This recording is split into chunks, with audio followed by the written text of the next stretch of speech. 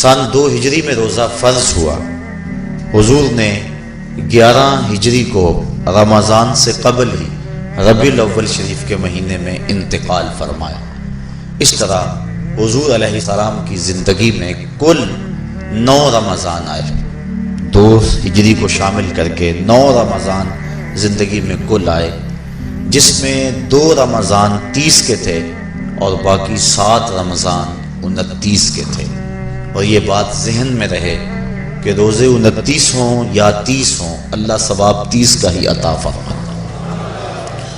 جس طرح کوئی شخص بھول کر کھا لے تو حدیث میں آتا اس کو اللہ نے کھلایا، اس کو اللہ نے پلایا، تو وہ اس نے کھا بھی لیا، اس نے پی بھی لیا، لیکن اس کا روزہ بھی باقی رہا۔ اس طرح اگر چاند 29 پہ نظر آ جائے تو ثواب اللہ 30 کا ہی عطا فرماتا ہے۔ یہ اس کی کرم نوازی ہے اپنے بندوں پہ۔ تو روزہ ڈھال ہے اور جہنم سے آزادی کا ایک اہم ذریعہ ہے۔ روزہ اللہ اور بندے کے مابین ایک راز ہے۔ روزہ نور ہے، ضیاء اور روشنی ہے، اور آقا کریم صلی اللہ علیہ وآلہ وسلم نے روزے کی فضیلت بیان کرتے ہوئے ارشاد فرمایا کہ ہر شے کی کوئی زکوٰۃ ہوتی ہے، انسان کے جسم کی زکوٰۃ روزہ ہے۔ اگر روزہ رکھے گا تو جسم زکوٰۃ ادا کرے گا۔ جس طرح زکوٰۃ سے مال پاک ہوتا ہے، روزے سے جسم پاک ہو جاتا ہے۔ اور روزہ ویسے بھی انسان کے لیے شفا کا پیام ہے۔ فرمایا کہ سحری کھایا کرو، چونکہ سحری کے کھانے کے اندر بھی اللہ نے برکت رکھی ہے۔ تو یہ ماہ صیام اپنے دامن میں برکتیں لے کر، رحمتیں لے کر نازل ہوتا ہے۔ اس کا پہلا حصہ رحمت، درمیانی حصہ مغفرت، اور آخری حصہ جہنم سے آزادی کا مجدہ جاں فضا ہے۔ حدیث میں آتا ہے کہ اللہ نے میری امت کو رمضان المبارک کے روزے کے حوالے سے 5 چیزیں ایسی عطا کی ہیں جو اس سے قبل کسی امت کو نصیب نہیں ہوئی۔ ایک تو یہ کہ رمضان المبارک کے اندر روزہ رکھنے والے کے معدے سے جو بو نکلتی ہے، اللہ کو وہ مشک سے زیادہ محبوب ہے۔ دوسری بات کہ جب ماہ صیام آتا ہے تو شیاطین کو جکڑ دیا جاتا ہے۔ تیسری بات کہ روزے دار جب تک روزے میں رہتا ہے، فرشتے اس کے لیے مغفرت کی دعائیں کرتے رہتے ہیں۔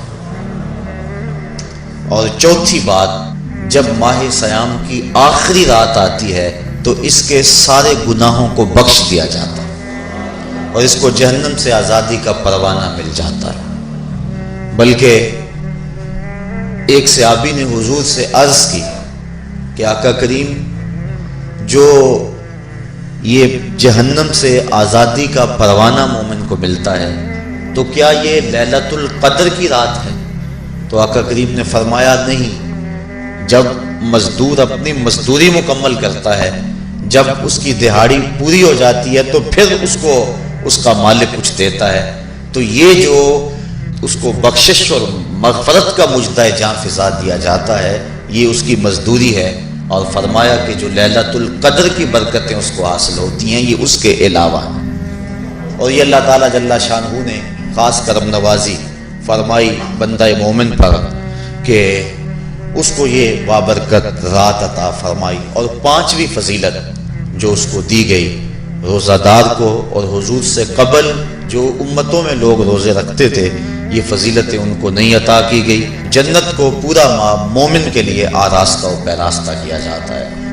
حضرت ابو ہریرہ رضی اللہ تعالی عنہ سے ایک روایت مروی ہے جس کو امام بخاری اور امام مسلم نے روایت کیا کہ آقا کریم علیہ السلام نے ارشاد فرمایا، قال اللہ عز وجل، اللہ جل شانہ ارشاد فرماتا ہے، کل عمل ابن آدم لہو، ابن آدم کا ہر عمل اسی کے لیے ہے، الا الصوم فإنہ لی، ہاں مگر روزہ ہے جو وہ میرے لیے رکھتا ہے، وأنا اجزی بہ، اور اس کی جزا میں اسے دوں گا، والصیام جنۃ، اور صیام روزہ ڈھال ہے، فَإِذَا كَانَ يَوْمُ صَوْمِ أَحَدِكُمْ فَلَا يَرْفُثْ وَلَا يَصْخَبْ فَإِنْ صَابَّهُ أَحَدٌ أَوْ قَاتَلَهُ فَلْيَقُلْ إِنِّي صَائِمٌ وَالَّذِي نَفْسُ مُحَمَّدٍ بِيَدِهِ لَخُلُوفُ فَمِ الصَّائِمِ أَطْيَبُ عِندَ اللَّهِ مِنْ رِيحِ الْمِسْكِ لِلصَّائِمِ فَرْحَتَانِ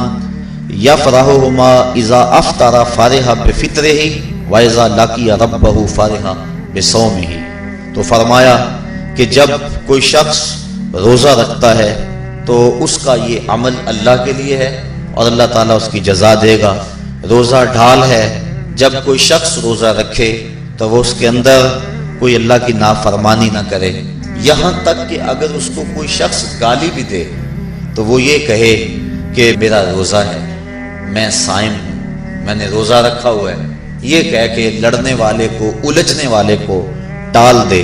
حضور نے ارشاد فرمایا مجھے قسم ہے اس رب کی جس کے قبضے میں محمد کی جان ہے کہ روزہ دار کے معدے سے جو بو نکلتی ہے اللہ کو وہ مسک یعنی کستوری کی خوشبو سے زیادہ محبوب ہے۔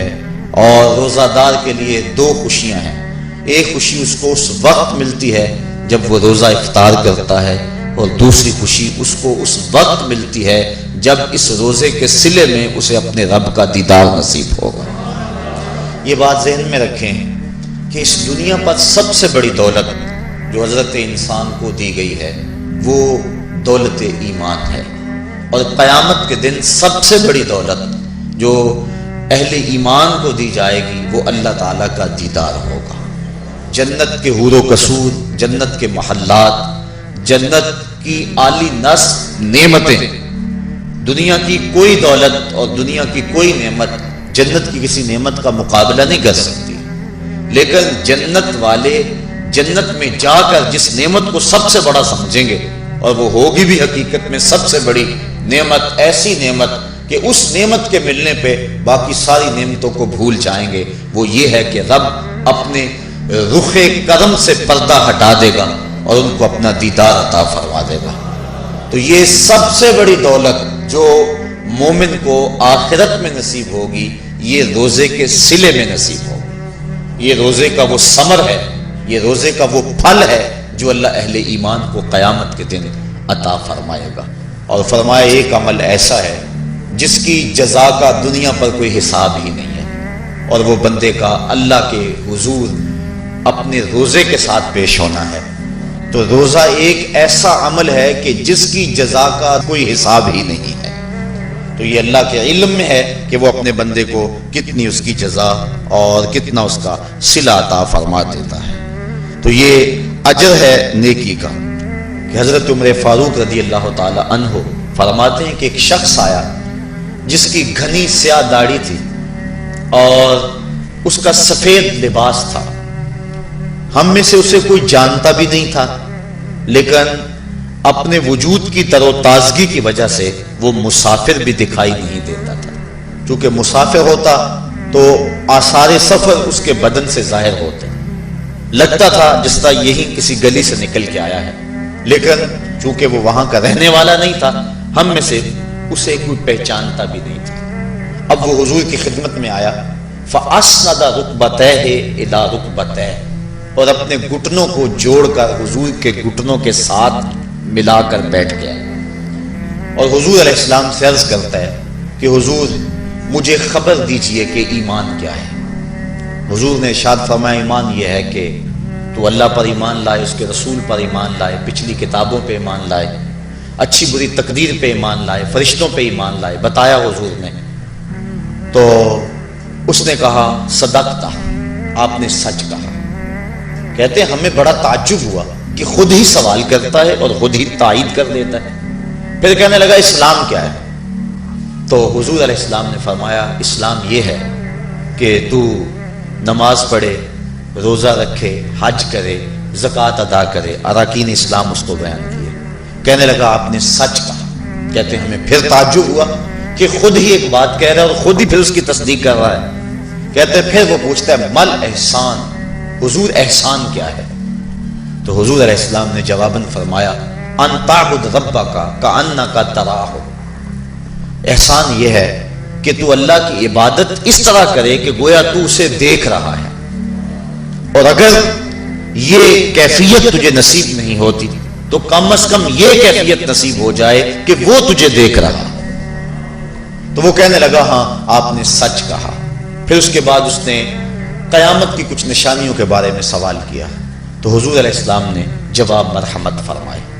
جب وہ شخص اٹھ کے چلا گیا تو حضور نے فرمایا عمر جانتے تھے یہ شخص کون ہے؟ کہا اللہ و رسولہ عالم، اللہ اس کا رسول خوب جانتا ہے۔ فرمایا ھذا جبریل، یہ جبریل امین تھا اور تمہیں تمہارا سکھانے کے لیے آیا تھا۔ جبریل نے جب امت کو دین سکھایا تو سب سے پہلے یہ بات سکھائی کہ حضور کی چوکھٹ میں بیٹھنے کا ادب کیا ہے۔ دونوں گھٹنے بچھا کر وہ اس طرح حضور کی چوکھٹ میں ادب کے ساتھ بیٹھا، اور اس کے بعد حضور سے اس نے سوالات کیے۔ تو فرمایا یہ جبریل امین تھے جو تمہیں تمہارا دین سکھانے کے لیے آئے تھے۔ تو جبریل امین نے جو دین سکھایا، جو چیزیں پوچھی وہ 3 چیزیں تھیں، ایمان کیا ہے، اسلام کیا ہے اور احسان کیا ہے۔ تو احسان تیسری چیز ہے جس کو ہم اپنی زبان کے اندر تصوف کہتے ہیں، جس کو ہم طریقت کا نام دیتے ہیں۔ تو اس کو درجہ احسان یا مرتبہ احسان کہا جاتا ہے، اور یہ دین کی روح ہے۔ جو لوگ طریقت کا انکار کرتے ہیں وہ دین کی روح کا انکار کرتے ہیں۔ تو حضور علیہ السلام نے جو طریقت بیان فرمائی وہ یہ تھی کہ اللہ کی عبادت تو اس طرح کرے کہ جس طرح تو اسے دیکھتا ہے۔ اگر یہ کیفیت مل جائے تو سبحان اللہ، لیکن اگر یہ کیفیت نہیں ملی تو کم از کم یہ کیفیت تو ملے کہ وہ مجھے دیکھ رہا ہے۔ اور اگر یہ کیفیت بھی مل جائے کہ وہ مجھے دیکھ رہا ہے تو بتائیے کہ پھر انسان کی زندگی میں کتنا سرور آ جائے گا کہ جب وہ نماز کے لیے کھڑا ہو تو اس تصور میں ڈوب جائے کہ میرا مالک تو مجھے دیکھ رہا ہے۔ تو پھر نماز کا کتنا سرور آ جائے گا اس کو، اور جب وہ کوئی اور نیک عمل کر رہا ہو تو اس تصور میں ڈوب جائے کہ میرا مالک میرے اوپر نگاہ لطف فرما رہا ہے، تو پھر اس کی کیفیت کا عالم کیا ہوگا۔ تو پہلی کیفیت کہ تو اسے دیکھ رہا ہے۔ حضرت علی المرتضیٰ رضی اللہ تعالی عنہ سے کسی نے پوچھا جس رب کی عبادت کرتے ہو کیا اس کو کبھی دیکھا بھی ہے؟